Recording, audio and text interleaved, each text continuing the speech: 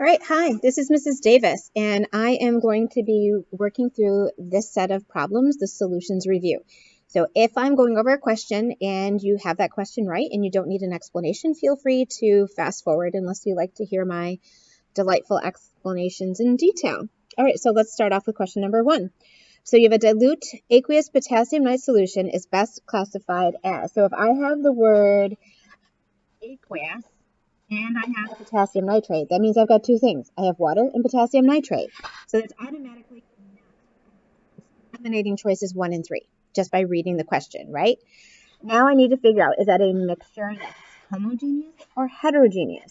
Whenever you see the word solution, I can underline, that means that everything's completely dissolved. Nothing floating around. That means there's nothing different. Everything is all the same, even distribution of particles. Choice number 2, homogeneous mixture. So now with question number 2, a mixture of crystals of salt and sugar is added to water and stirred until all the solids have dissolved. Which statement best describes the resulting mixture? So is it homogeneous, heterogeneous? That's the first thing we should figure out. So if all solids have dissolved, that means it's homogeneous. So I'm going to get rid of choices 3 and 4. And if it's homogeneous, that means it has an even particle distribution. So that means that everything's going to pass through the filter. It cannot be separated. Only heterogeneous mixtures can be separated by filtration, like sand and water. So an example of a heterogeneous mixture, so that means that all the particles are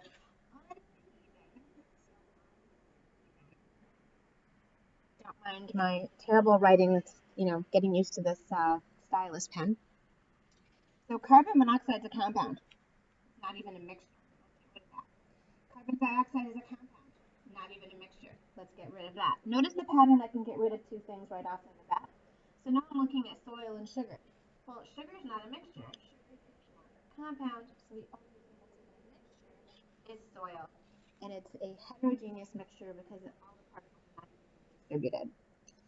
So question number 4, when a mixture of water, sand, and salt is filtered, what passes through the filter paper? Well, if I have water, sand, and salt, the water and the salt, right, are one thing. The salt is dissolved into the water. That's going to pass through the filter paper. The sand is a solid. The sand will not fit through the little pores of the filter paper. So what passes through the filter paper is definitely the water, but it's the water and the salt only, right? Because the sand is going to stick. So then you've got choice number 3. So now the solubility of KClO3 in water increases as well, if you say, I don't know anything about KClO3, this means you have to look at reference table G. And it doesn't appear like I'm going to be able to switch screens back and forth. So I'm just going to talk you through. So I'm assuming you're looking at table G in your reference tables right now, right? Your regular Regents reference tables. And KClO3 is a line on the reference tables, and it slopes upward. It's towards the bottom of table G. So the solubility increases as the temperature of the solution. Choice number 1. Pressure is only on a gas, and KClO3 is a solid. So now, according to your reference tables, which of these compounds is the least soluble in water? So I'm looking at those and I'm saying, I don't know. I look at my reference table G and I don't see any of those compounds on reference table G. Then I'm going to go to my next set of reference tables, which is going back to the beginning of the reference tables, going back through. So this is going to be a table F question. So with table F questions, there's always going to be a 3 the same, 1 different pattern.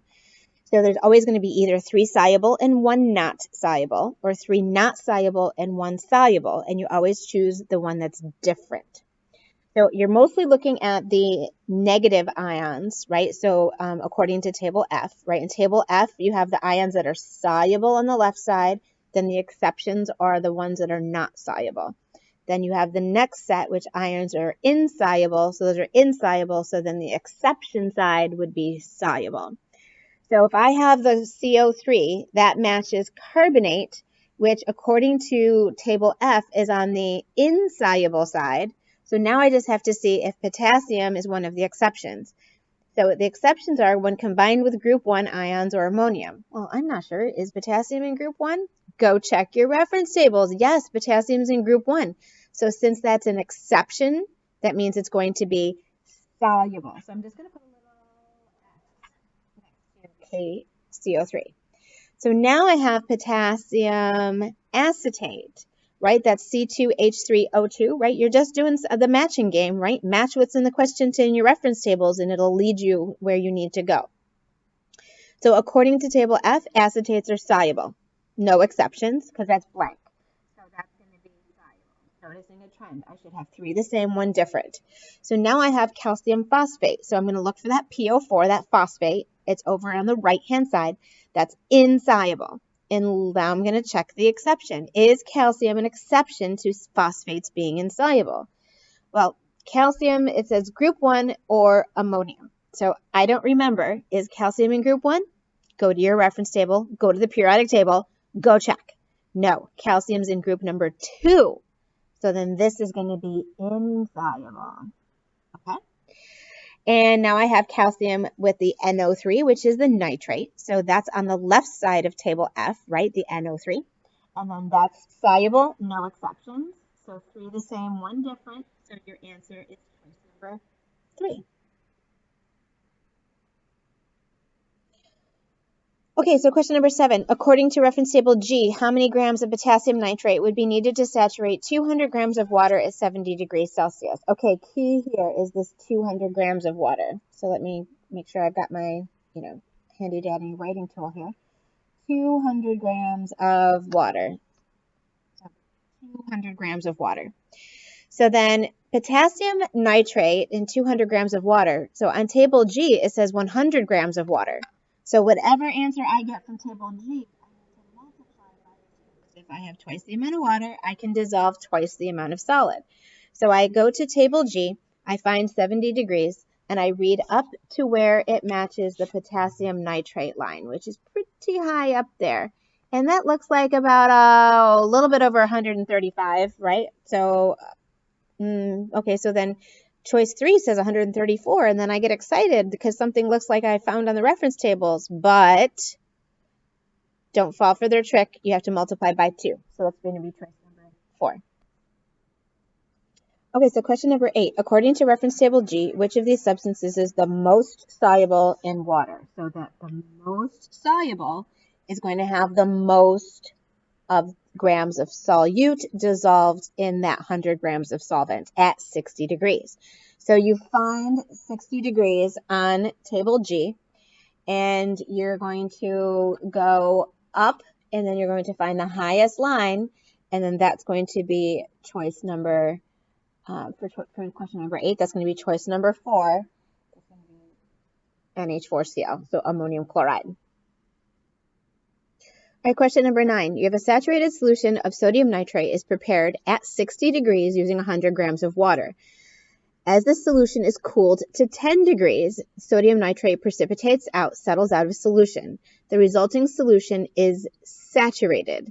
Approximately how many grams of sodium nitrate settled out of the original solution? So first I need to figure out how much, is that saturated, supersaturated, or unsaturated? So I'm going to take what they're giving me and I'm going to look at reference table G. So I'm going to find the sodium nitrate line, and I'm going to find 60 degrees and 100 grams of water, right? That's our standard amount of water according to the y-axis. And so it is a saturated solution, so that means it's going to be the point on the line at 60 degrees. So I go up 60 degrees until I find where it meets the sodium nitrate all the way up there at about, that looks like it is about like 125, 126 grams. So I'm just going to jot that down, 126 grams, right? So 100 and 126, if the stylus will actually write for me. So 126.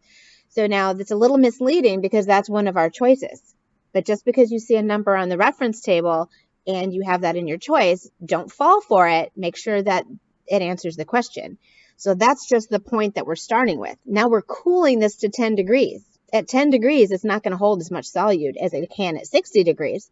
So I'm going to go to reference table G, and I'm now going to go to 10 degrees, and I'm going to see what saturated solution is going to be for sodium nitrate. So sodium nitrate is going to be about 80 grams.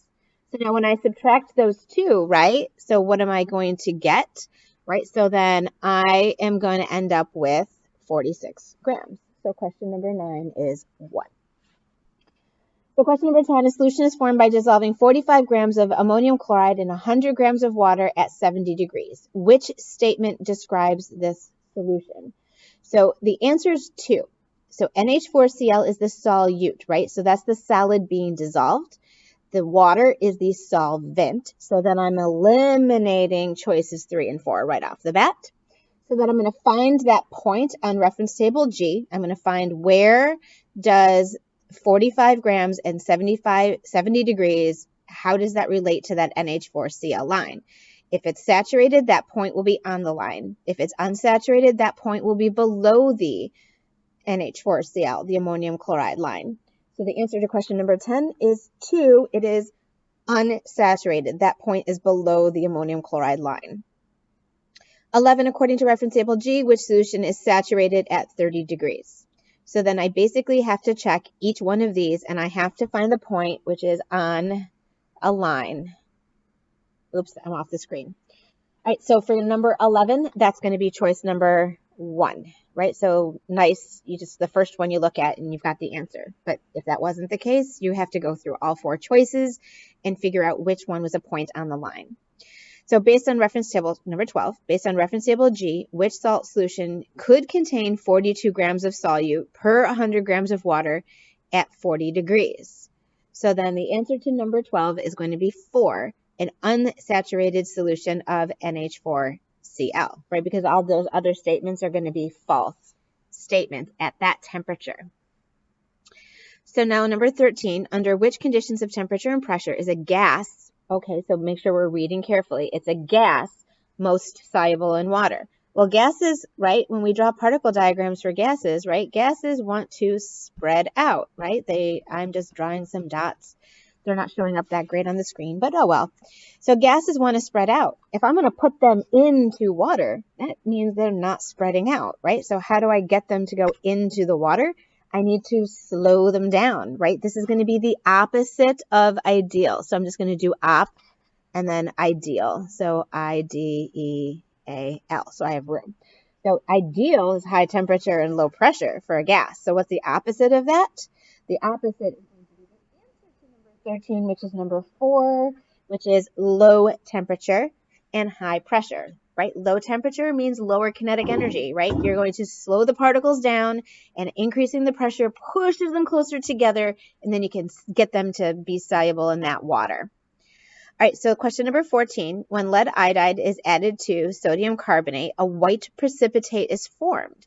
According to reference table F, the white precipitate most likely will be, if it's a precipitate, that means it is insoluble. So I'm going to do INS for insoluble. So according to reference table F, the one that's going to be insoluble is going to be choice number 2. Right, because this one is soluble because potassium's in group 1. All group 1s are soluble. Sodium's in group 1. Sodium's in group 1. All group 1 ions are soluble. Okay, moving on to question number 15. Remember, you can fast forward and just go through and find the questions that you got wrong. A solute is added to water and a portion of the solute remains undissolved. When equilibrium between the dissolved and undissolved solutes is reached, the solutions must be. That is the definition of saturated. So that means it's equilibrium. The rate dissolving equals the rate of crystallization in a saturated solution. Okay, so then what is the total number of moles of sodium chloride needed to make 3 liters of a 2 molar solution? So this is a math problem. This is a molarity problem, and I'm looking for the moles, and I'm given a capital letter M. So I'm given molarity equals, and then that's going to be moles over liters. So moles, now I'm just going to switch over here, moles over liters. So then I'm given 2 molar, so 2.0 equals, I'm looking for the moles divided by the liters, and the liters is 3.0. Okay, so then when I cross multiply, I've got a choice number 1. Okay, so putting the numbers in the formula in reference table T. 17, which phrase describes the molarity? So it's not so I'm going to basically go to table T. What does molarity mean? Moles of solute per liter of solution. So that's going to be 3. Not per liter of water, solution. All right, so 18, what is the molarity of a solution of sodium hydroxide if 2 liters of the solution contains 4 moles? Molarity equals moles over liters. So then I have 4 divided by 2 equals 2. Okay, so how many milliliters of 12 molar HCl must be diluted? So I need to dilute with water to make exactly 500 milliliters of 3 molar hydrochloric acid. So this is the dilution formula. So it's M1V1 equals M2V2. Right, so then how many milliliters of 12 molar HCl? So then I have molarity, and then volume is what I'm looking for, equals, and now I need molarity times volume. And so then I'm going to have molarity, which is a 3.0, I'm just going to write 3, times volume, which is 500. Sorry, I'm writing over another question, but you can figure it out. So now solving for x, the answer to number 19 is 2. So then we have the same thing, molarity times, for question 20, molarity times volume equals molarity times volume. Right, so molarity times volume is now equal to then volume, and then the molarity. Right, so then it's going to be 20 times 0.6 equals x times 40. Right, so then the answer to question number 20 is 3. What is the molarity of a solution that contains 20 grams of calcium bromide in a half liter of solution? Okay, so this is a 2-step problem, and you're going to need to get the gram formula mass of calcium bromide. This is honors level question. This is not on the Regents exam. So then I don't have much room, so I'm going to I'm just going to do that in a different color. I'm going to switch colors, and I'm going to do it up closer to the top of the screen up here, where I have, right, this is where I have some space. So then I have 20 grams, and I need to convert I'm going to do 1 mole to the gram formula of calcium bromide. I did not calculate that, and I'll do it. And so now I need to get rid of mole. And, oh wait, so now I'm going to, oops, I'm so sorry, let me erase. I'm thinking of stoichiometry. So now the gram formula mass of calcium bromide is, all right, so that gram formula mass is equal to 200. So then it's 20 divided by 200. So 20 divided by 200 is equal to 0.1. So that's equal to 0.1 mole. So then I want to know the molarity. Now I have 0.1 mole divided by the half liter of solution. So 0.1 divided by 5 equals 0.2 as my answer, choice number 2 for number 21. Okay. All right, question number 22. A student wants to prepare a 1 liter solution of a specific molarity. The student determines that the mass of the solute needs to be 30 grams. What is the proper procedure? So remember, mass doesn't disappear when you add things together. So then it is the important thing is I'm going to, and the volume doesn't disappear either. That 30 grams of solute is going to occupy some space. So for 22, I am going to choose choice number 4. I'm going to add enough solvent to 30 grams to go exactly up to 1 liter. I'm not adding 1 liter because that 30 grams occupied some space. So that would be actually more than 1 liter. So 23, what is the concentration of oxygen in parts per million of a solution that contains 0.008 grams of oxygen dissolved in 1,000 grams of water? Okay, remember, mass does not disappear. If that oxygen is dissolved in water, the mass of oxygen has to be added to the mass of water. So using your parts per million formula on reference table T, it's going to be the solute, so that's 0.008 grams, divided by the mass of the solution. So it's going to be this 1,000 plus, so that's going to be 1,000 and then 0.008.